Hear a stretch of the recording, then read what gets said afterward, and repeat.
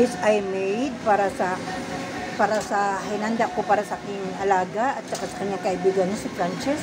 Habang sila, galing kami ng mall actually, tapos dito kami sa bahay ngayon para dito muna sila magbanding-banding. So ito yung ginagawa ko. Ayan. Tapos mag-ano pa ako ng squid balls dito para may makakain sila habang anong tawag dyan, be? Okay, just dance.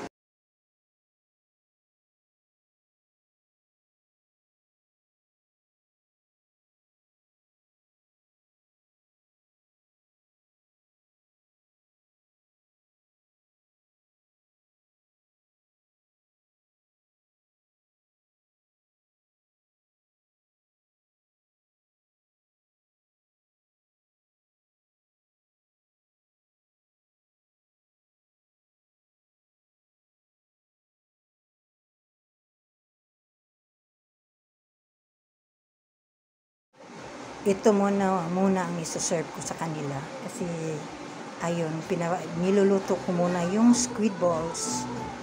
So, this is it. Tapos nandoon yung ang pulutan, ang sausawan ko sa kanila is ito, sweet chili sauce. It's a Thailand brand called Pantay, and Heinz tomato ketchup. Yun namang sasawsawan dun sa fries na piniprepare ko for them.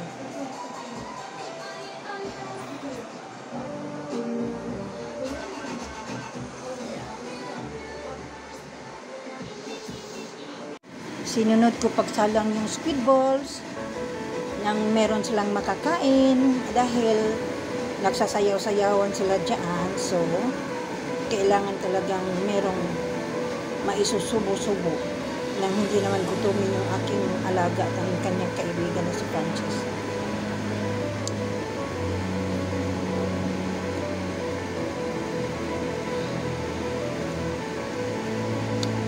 Yummy, yummy! Tapos yung sasawa namin masarap pa. Okay guys, preparado na yung kanilang panghimagas. Hindi na rin sila dance, kundi manonood na lang sila ng pelikula sa TV. It's Godzilla versus Kong. Is it Kong? King Kong man siguro na? Okay. So, uy, nagkuyos man ang kuan. Lumiliit yung, because of the aircon, no?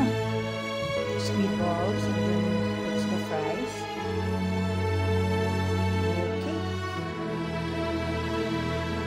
Maraming salamat for viewing. Kuhula na chimney as always.